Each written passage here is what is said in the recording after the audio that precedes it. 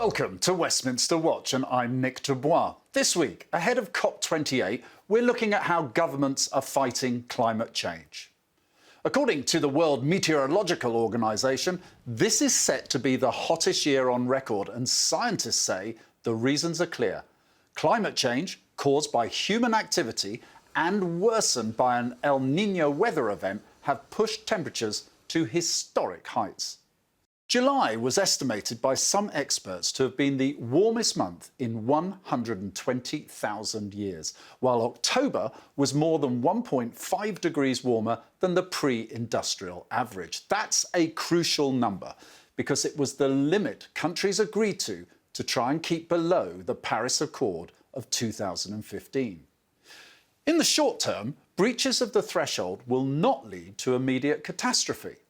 But scientists believe extended periods above the threshold, which may happen as soon as 2034, could lead to a number of tipping points being reached and the climate heating out of control. This year has seen a huge number of extreme weather events around the globe. Deadly floods wrecked the city of Derna in Libya and parts of central Greece. Wildfires raged in Spain, Canada and Hawaii, causing the US's deadliest blaze in more than a century, while Chile and several East African states had their worst droughts in decades. Here in London, there's little to no appetite for expanding the green agenda. Rishi Sunak's governing Conservative Party has announced delays to the UK's internationally agreed net zero targets and more support for motorists in an attempt to turn their flagging poll numbers around.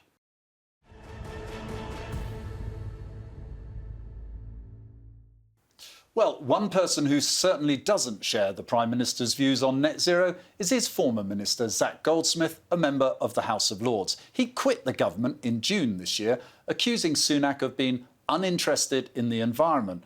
And I'm delighted to say he's here alongside me to talk more about his views on climate change and the upcoming COP28 summit. Zac, welcome. Thank you very much. Now, you joined other parliamentarians and wrote a letter to Prime Minister Sunak, urging him, when he goes to COP28, to persuade other countries to go for phasing out fossil fuels. I'm bound to ask, though, that that's a tall order, isn't it, when the president of COP is also president of the UAE's state oil producer and gas producer. He's pledged publicly to increase fossil fuels up to about 600,000 barrels a day by 2035. Yeah, and the president of COP has not surprisingly, had a lot of criticism. UAE has been criticised for appointing him, but I know him reasonably well in the context of being president. He is super impressive, totally committed, and there is no one really, even fairly radical environmental groups who think we're going to get from where we are now to where we need to be overnight. There is a transition.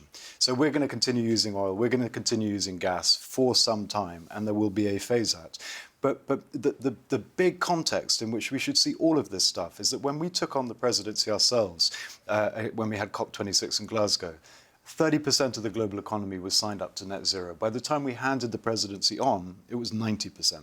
So there is a commitment. Different countries will find different ways of doing it, but the direction of travel is pretty clear. Do you think the direction of travel is less phase out and more phase down? Because you've also got COP, the commitment, the laudable commitment to treble the use of renewables. But many countries want this done to coincide with phasing out of fossil fuels, but Saudi Arabia and others amongst them are against it.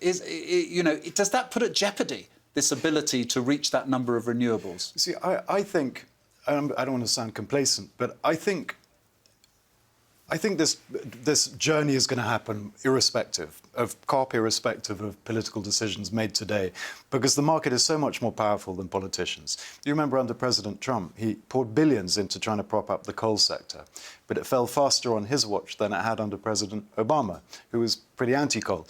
So the market is just so much more powerful, and it has made that decision. So I can say today something I couldn't have said a few years ago, that solar power is the cheapest form of energy without subsidies in every single country in Africa and much of the world. That wasn't true a few years ago. The price came down 90% since the banking crisis. All our internal estimates told us that offshore wind would require subsidies well into the 2040s. It's now sort of hovering around parity today. So all the predictions have been beaten by the market, and that is the direction in which we're going. The big gap for me is not so much the energy transition, and I don't think anything Rishi Sunak has said or done is going to have a big impact in real terms in terms of the energy transition. The big gap is around nature, because there is no market dynamic which makes protecting nature inevitable. If we don't protect nature, we'll lose nature, and if we lose the great forests of the world, it doesn't matter how many solar panels we put up, we're finished. Well, we'll certainly come back to nature, and we'll come back to the oceans. I know you're very passionate about that. But one thing, sticking to COP particularly, one thing the market isn't going to do, it looks like, is actually support the loss and damage fund. Now, I suppose my question to you is, do you still have faith in COP as a process when the loss and damage fund, much celebrated under the British presidency at COP27, essentially set a target and said countries will commit money to support those around the world, those countries around the world that have been affected directly by climate change? Now it's a loose agreement, it's no obligation to pay. I mean, are you still holding the faith for COP? Look, I think COP is hugely important, and I think it can deliver. This is a particularly difficult area. I mean, we all know how difficult it was to honour the original $100 billion pledge. And again, that wasn't achieved, was it? No. Well, we're more or less there now, so we'll get the report at COP, and I'm pretty sure we'll have hit and exceeded that $100 billion. But it was very, very difficult. So the idea that we can create a whole new $100 billion or whatever that pot should look like in order to compensate through loss and damage, it's a very, very big ask. There is a very big moral case, ethical case, but there are practical difficulties, and it will be difficult. So I'm not surprised that that's an area which is requiring extra struggle. If an economy like America is saying, we do not want to be forced to pay into this fund, it's going to give a big, forgive the pun, cop out to many other countries, isn't it? Yes, and I think that the US has its own political dynamic. This is a very, very, very divisive issue in the US, much more so than it is here. Despite the best efforts of our Prime Minister to turn it into a wedge issue, it's not yet a wedge issue, but in the US it is. So the US has always been quite tricky on these issues. But look, I don't underestimate the difficulty there. There are all kinds of things that could emerge and should emerge from COP, which will have a measurable, meaningful impact. It may be that a conclusion to the loss and damage discussion isn't part of that. It may be that that's not an area that's regarded as a success because it's so difficult. But that doesn't mean the COP itself is gonna flop. I think there's plenty that we can hang on to. Just one final point on that. You speak very articulately about there are places in the world where you cannot avoid the fact climate change is wreaking its havoc. That's what the Loss and Damage Fund is all about, isn't it? Yes. So what if they don't reach agreement? Would you go so far as to say that is a huge collective fail of the COP process? So I don't want to get too technical, but the broadly climate finance is divided into mitigation, so stopping it, reducing emissions, and adaptation. And there's quite a thin line between putting money into adaptation and loss and damage. It's kind of the same thing.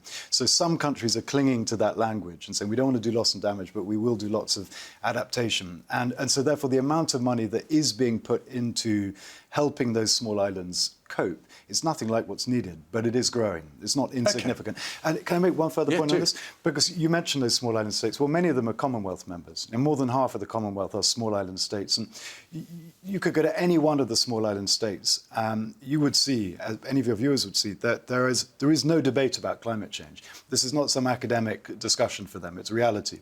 So when the UK took on a kind of global leadership role in Glasgow, and then made huge financial promises and galvanised the world to match those promises. This was a moment of real political triumph for the UK in the context of the Commonwealth and our standing in the world. And whatever one thinks about climate change, when the British government is seen to be backing away from those financial commitments and those climate commitments, that the political impact is huge. And that trust is worth something. And when you break it, it's very hard to repair. Is it worth it? If you put a number to it, it's probably impossible to put a number to it. But when we are trying to tackle big geopolitical issues like Russia and Ukraine, increasing belligerence by China, having friends around the world has never been more important. And we seem to be going out of our way to lose those friends over relatively small sums of money. Let's talk about that. You, on a matter of principle, resigned from Rishi Sunak's government, and you were quite brutal about the Prime Minister being uninterested in green issues. Let me put some perspective there. Is he not, in many ways, reflecting a tension between many people in Britain who are finding the cost of living just very, very difficult at the moment, as in other places in the world, and that his acknowledgement to that is move the dial, soften the dial on commitment to many of his policies, extending, for example, the time that electric vehicles have to be in place on the market, etc. It is a very fair point. I don't think any of the individual policy changes that we heard are going to have any measurable impact at all. I think the car companies are going to stick to the time scale they've already factored into their decision making. It takes years for these kinds of things to happen. Well, some might ignore it and just go for the original 2030. date. I think that seems to be what the car companies are saying. So I don't think it'll have any impact on that at all. And likewise, the other policies as well. So I don't think this is really about the specific policies. This is much more about the tone and the language. And this really was sparked by the results in the Uxbridge by-election, where everything was, was all seen through the lens of whether ULEZ is a good or a bad thing. This is because the Conservatives defied expectations and won the seat. Exactly right. And we only just won, and we held on to it. We didn't win it, but we didn't lose it. And my view is that that's a very, very tunnel-visioned way of interpreting those results. ULEZ was a big factor, but ULEZ is a policy. And it's not a climate policy, it's a clean air policy. And let's just accept for the moment that it's a clumsy policy that punishes people who can least afford to pay it. And there is a very valid argument there. There's masses that could be done to improve that policy. But to throw all environmental policy in the bin on the back of that one result would be like saying, well, we didn't like the poll tax under Margaret Thatcher. Let's scrap all tax. That's not a bad idea, actually. But you see the logic there. It really, I think the Conservative government really got it wrong there. And I wonder whether that was then reflected in the two hammerings we got in the most recent by-elections, where we lost very, very badly, record-breakingly badly, which I think is not a bad thing. I didn't want the government to be rewarded for being irresponsible on something which has been... All right, so politically, electorally, he may have miscalculated on, if you like, rowing back from some of these measures that we've talked about. Yeah. But there's another angle, isn't there? He's actually saying, and the King's speech highlighted this, that he's going to allow for more fossil fuel development in the North Sea. Yeah. Part of the argument is energy security. Yeah. Which really should be at the heart of what a government does, doesn't it? Yes, for sure. Absolutely right. But I don't think it delivers that. I mean, whether it's a good or a bad idea to issue those those licenses to drill, whatever is generated on the back of that goes into the global market. It's not going to stay in the UK and be consumed by the UK and paid for. It'll be bought by whoever can pay the best price for it, and that's unlikely to be the UK. Which means it doesn't produce necessarily cheaper energy. So it's not going to produce cheaper energy. I mean, immeasurably small reduction, possibly, if we're lucky. It's not going to contribute to our energy, maybe economic security, that's a different argument, but not our energy security. And I think what Rishi Sunak and some of the people who share his view in the party miss is that the fastest growth is in this transition to clean technology, clean energy. We're told there are 400,000 people employed in the UK at the moment in the clean tech and clean energy sector. I haven't drilled into those figures myself, but those are figures that are accepted by government. It's likely to be, according to Liz Truss, over 1 million in the next 6 years by 2030. And that number is going to keep on growing. And it's obvious, if you think, for an economy to go through the kind of transition that we're asking the economy to go through, of that magnitude, shifting away from fossil fuels to a whole new ecosystem of technologies and systems, there is going to be massive opportunities for investors, for businesses, for job creation, for growth. It's so obvious that is the direction the market's going. Is that really a Why would risk? we not want to be part of that? Well, absolutely. Economically makes sense, and shaping Britain, I think it makes sense. But is it a binary choice? Because really what Rishi Sunak is doing is what the president of COP has said, or implied, that it's phased down, not phased out. Yeah, but this is why I started by saying I don't think it was about the individual policies. My objection to my principal objection, and I don't want to sound superficial, but my main objection was the language he's using, the signal he's sending, the messaging. And we know that that's what's happening. This is an attempt by a party that's looking at a hammering at the next general election to create areas where it can generate opportunity. And one of those areas that it's identified is the environment, climate in particular, where the attempt is to turn it into a wedge issue of the sort that we've seen in Canada, in the US more recently, but not now, in Australia. And I think that's incredibly irresponsible. It's fine, I think, to have as much debate as we can possibly have room for about the best policies for securing net zero, for going through that transition, for protecting the natural world. The Conservatives will come up with a different answer to the left wing, to the socialists. But we've always had this sort of broad consensus that we need to have a solution. And the signal that was sent by Rishi Sunak, masked in very smooth language, but nevertheless a signal that he wanted people to hear, was that we're on your side, we're not going to do all this, to quote David Cameron, the green crap, and we are going to, and we're going to take a different course. And one, I don't think it's believable. Well, does it make it credible at COP?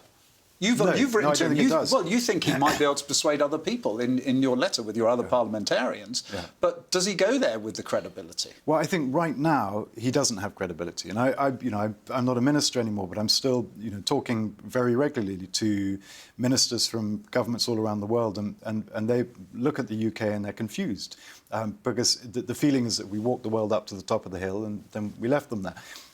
We're asking Indonesia to make some pretty painful decisions on its own fossil fuel pathway.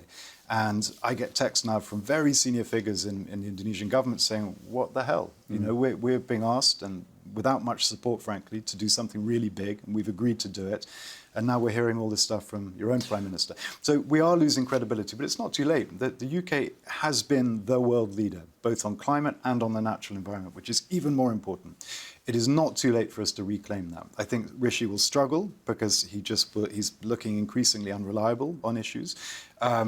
But it's not too late. And I think if he gets himself in the right place when he approaches COP, and you can convince people that the promises that the UK have made, on the back of which we secured masses of promises from other countries, still hold, then I think he can regain a bit of his credibility. The UK is coming up for an election probably in 9 months, maybe a bit later.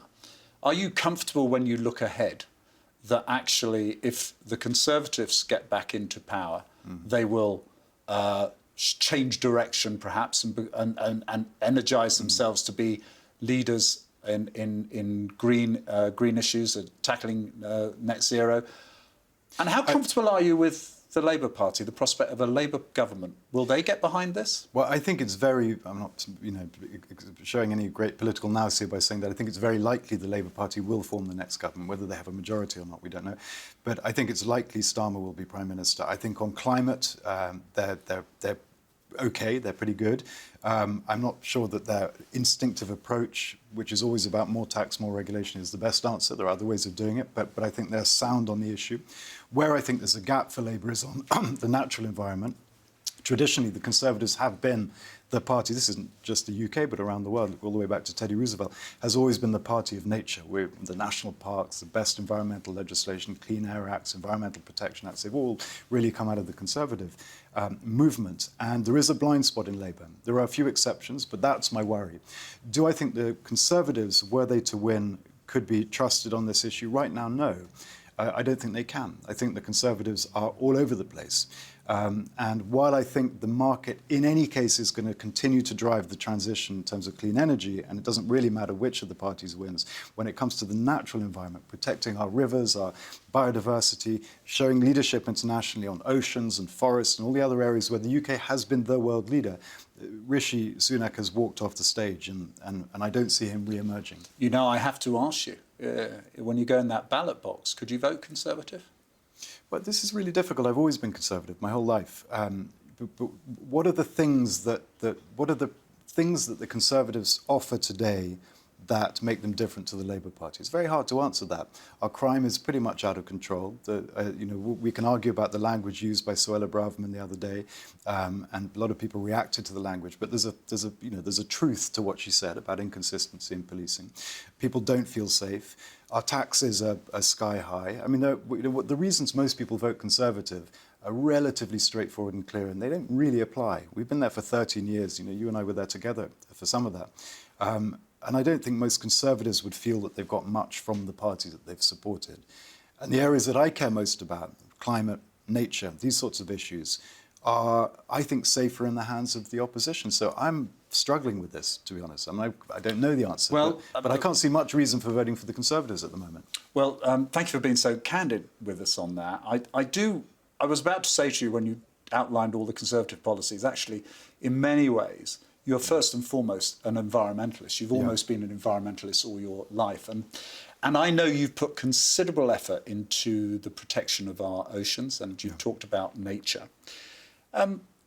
What is the biggest threat to our oceans? Is it, for example, is it plastic? Is it the deep sea mining prospect? I think it is both of those things, but you can't escape from the fact that it's also massive industrial fishing. I mean, there are fishing fleets out there with tools for catching fish that are mind-bogglingly huge, completely inconsistent with any hope for a sustainable future. Nets that would gobble up 4 O2s. Lines Are we at that the stage stretch... where people will get hungry? I think we will. We're seeing increase. 15 of the world's 17 big fisheries are on the brink. Some of them are already regarded as dead zones. So I think we are depleting the oceans at a scale which is almost impossible to take in. And if you think there are 1 billion people around the world who depend on fish as their main source of protein, there are 250 million people who depend on fishing for their livelihoods. Those people are looking at a pretty bleak future. One good point, though, because I don't want to depress everyone too much. The UK, I think, is again the world leader on this. Around our overseas territories, we've got overseas territories pretty much around the world. We protect an area of ocean, proper protection, of an area much bigger than India. I mean, this is, we're not a huge country on the map, but we have a huge ocean estate and we protect it. And on the back of that, we're seeing other countries now trying to create their own, it's called the Blue Belt Program. They're creating their own Blue Belt Program. And just last night, I was with the government of Anguilla, one of our overseas territories in the Caribbean, and they've just signed up to join the Blue Belt. So it's going to grow even further. And it's a really magical program, this, and it's, I think, one of the great conservation stories of my lifetime, and it's something we in the Conservative Party can really take credit for. It doesn't dominate the agenda when people are talking about the threat to our climate. They are talking about the threat to our climate. Far less people are talking about the marines and the oceans. Why is that, do you think? I think the reason why we don't have as much sort of effort put into it is because there's a market for the renewable energy transition. There's money to be made. There are investment opportunities. A whole industry has been created. Sometimes that's a very good thing. Sometimes it's a problem. You have just with lithium batteries come with all kinds of problems, mining and all the rest of it, and pollution. But there's a vested interest around it now, which is kind of blocking out the alternatives. So we created an industry. Exactly. You create another sort of vested interest, and they get their claws into government, and they often deform politics. With nature, it's not really the same thing. But if you imagine the Congo Basin, for example, produces well over half of all of the rain for the continent of Africa. We're losing it at a rate of 500,000 hectares a year. If the Congo Basin goes, we'd be looking at a humanitarian crisis on biblical scale. The Amazon produces the rainfall for the southern states of the United States and is being lost very, very quickly. It almost doesn't matter what we do with coal and gas and fuel and oil and so on if we allow those great biomes to collapse. And that was the most important thing that the UK did in COP26. We got the whole world, pretty much, including even Brazil, to sign up to a commitment to stop and reverse deforestation this decade. We were leading that and making real progress, secured tens of billions to do it. And then the UK decided, actually, we can't be bothered with this. And the whole thing ground to a standstill a few months ago. And we will be going to COP, we, the world, will be going to the COP in Dubai, pretty much empty-handed on forests. And people will say, hang on, you made those promises a few years ago, what's happened? The answer is very little, and it will just further diminish the trust people have in the political process, and particularly the international process. And the UK, I think, has behaved unbelievably irresponsibly there, because we had something very, very special. It was described as the Paris moment for forests. This is the moment forests took centre stage, according to pretty much every headline in every major newspaper around the Western world. It was a big moment, and we've squandered that momentum. We can get it back, but it requires leadership. You are talking about noting a sound of optimism there. Look, one final question, if I may, briefly on this subject. When we talk about marine exploration and mining, that's been done, as far as I can tell, to help produce the commodities we need to drive us towards renewables. But you've all put a moratorium on it now. How does that work? This is the problem with climate politics, is people get obsessed by carbon. And so they look at it all through this very narrow tunnel. We've got to reduce carbon. But if you don't take a broader perspective, you're going to end up solving that problem by creating even bigger problems. I'm talking about the forests earlier, but those forests are often where some of these minerals exist. So in order to get the lithium for the batteries to fuel that transition, we end up wiping out huge amounts of biodiversity. That is not a solution. And so we've got to be very, very careful that as we go through that transition, we don't do it at the expense of the natural world, without which we have no future at all. So I do think that the climate experts I think that they're really struggling, I think, to recognise the critical importance of nature, of natural systems which produce the rainfall, produce our clean air, enable life to happen on this planet. And I think they do us a disservice often. Zac Goldsmith, COP28 coming up. Are you going? Yes, I'm going. I won't be walking either. Apologies. Well, I hope very much we'll be able to speak to you after that process, because we'll hear whether you think you've still got faith in the system then. And I will come back and see you then. Thank you very much indeed for joining us here on TRT World. Don't forget to check out TRT World for more lively debate and conversation. But for now, from me and all the team here, goodbye and thank you for watching.